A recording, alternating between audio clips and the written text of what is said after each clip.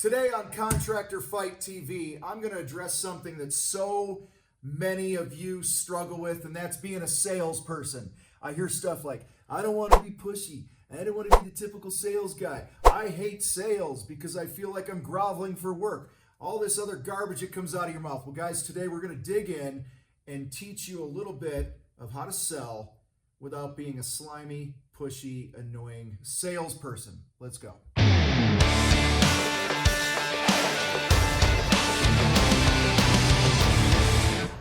So let's start with the perception of salespeople. Go out right now, poll 100 people. You're going to hear things like, man, they're just liars, dishonest, they're slick, they're pushy, they'll do anything to hit their damn sales quota. Now, guys, this is true in some cases, but not in all. In fact, I believe the majority of people that are selling stuff are actually good human beings trying to take care of their family, trying to make their way. They just haven't been trained to do it in a way that doesn't come across like they're a pushy moron. All right? And so here's the thing. That's the perception. But we want to talk today about being an uncommon salesperson. And that starts with understanding that sales is a trust game. All right? It's been said that people buy from those that they know, like, and trust. Sales always goes better when there's trust both ways between the prospect and the salesperson. And so trust is built by understanding that everything we do and everything we don't do matters. And so today I'm going to give you probably about 3 simple things that are often overlooked that will help you build trust in the sales process. First thing, number 1 is your image. Dear baby Jesus, if people would just get this part right, you'd sell more.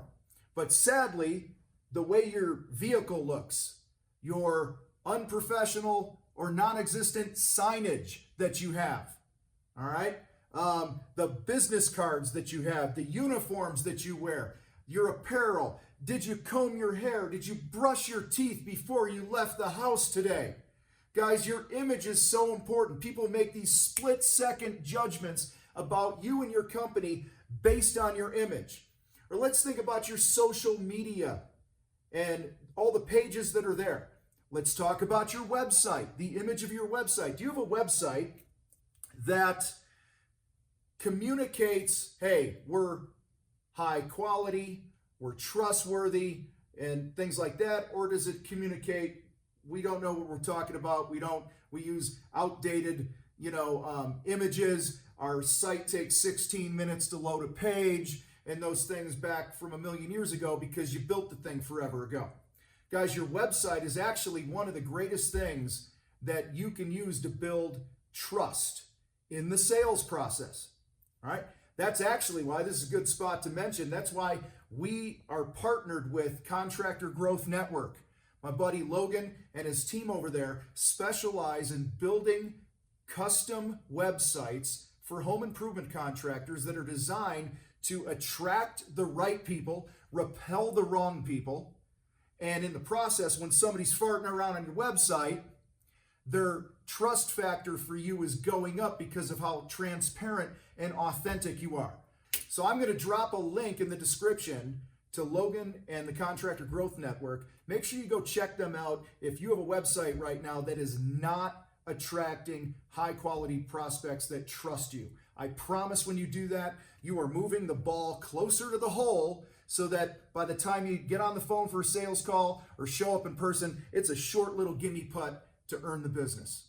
All right, hit them up. All right, the second thing that you can do right now to set yourself up for more success in the sales process without coming across like the typical pushy salesperson who's annoying is level up your communication. See, here's what happens. People take these things out of their pocket. They go to this search engine called Google, and if they don't know a contractor, they look for a contractor, and then they call. And guys, what happens? Goes to voicemail. And what do? They move on to the next guy. Now, right now, time out, you're going, oh, no, Tom, they leave a voicemail, or they'll call me back. Well, listen, there is data out there that's been curated through the years that basically says when somebody calls your company and you don't answer the phone and it goes to voicemail, 75% of those people do not leave a voicemail. Here's where it gets better. 85% of the people that try to reach out to your company the first time and fail to connect with a human being move on to a competitor of yours and never call you back. So it is so important to set the tone in communication by answering your phone. All right? Hire somebody to answer your phone or answer the damn thing yourself, but quit fucking letting these missed opportunities slip away from you, or these opportunities slip away from you because you think it's not important to answer your phone and communicate. All right? I've done several projects on my own trying to call companies and contractors and this and that, and I promise you those stats are right. We don't leave messages. If I don't know you, if I haven't worked with you before, or you did not come on referral, trust me, I'm moving on to the next guy. Not because I'm an asshole, well, maybe, but because I got shit to do. All right? And part of you doing your job and us doing our job as a company is if we're going to have a phone, you need to answer it so when they call you, they can actually have a conversation and move their project forward. This is the foundation of having good communication, is you got to be able to connect with somebody.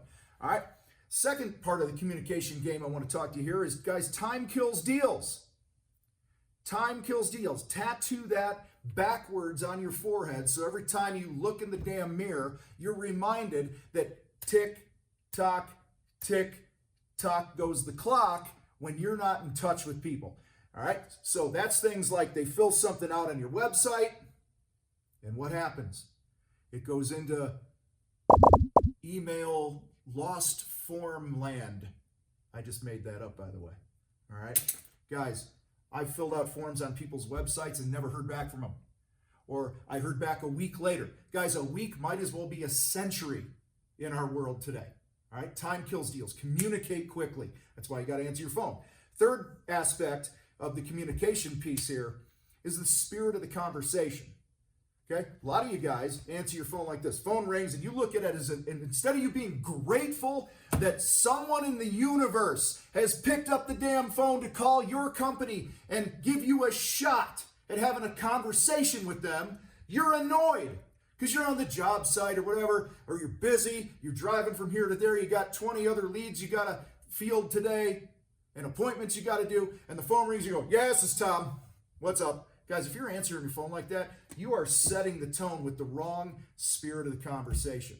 And the spirit of the conversation is one of the most important parts of communicating with another human being. The final thing I want to talk to you about today is how you can connect deeper with people in order to sell more, not come across as a typical salesperson. Remember, the worst thing you can do as a salesperson is make assumptions. Mind reading. What's important to them? What they're gonna base their buying decisions on, how much money they want to spend, what they think is expensive, what they think is cheap. I could go on and on. Assumptions will kill you as a salesperson. The best thing is understanding their reasons for buying. What's important to them? In our Contractor Sales Academy, we call that the motive. What is their motive? When you can slow down, take the time to really ask great questions and understand what's going on and what's important to them, okay, regardless of what you think's important, you're going to connect deeper with these people. You're going to connect with these prospects in a way that none of your competitors ever will. All right? They're going to feel heard. They're going to feel like you gave a shit about them. They're going to feel like they're important versus what they normally deal with when a salesperson comes to their home or gets them on the phone. It's all about me, we're awesome, our experience, we're veteran owned, we're kick-ass, look at our quality work, we won all these awards. All right, guys, none of that matters if it doesn't matter to them. When you learn to connect with their motive, you are going to be an uncommon salesperson. So guys, these three things that I talked about today are going to help you do just that. They're going to help you stand out in a sea of lookalikes, and you're going to be the uncommon person that truly builds trust with them, and that's going to win you more jobs at your price, more profit. You're going to have a better life. Mama Bear back home is going to be happy. and all that other shit. Little kids are going to think you're a hero. You're going to walk down the street in your community, and people are going to go, oh, you're amazing. You're maybe not that, okay? But you get the point. Guys, these little things, when you do them consistently, I promise you, it'll build your brand. It'll build trust. People always pay more for the companies that they trust.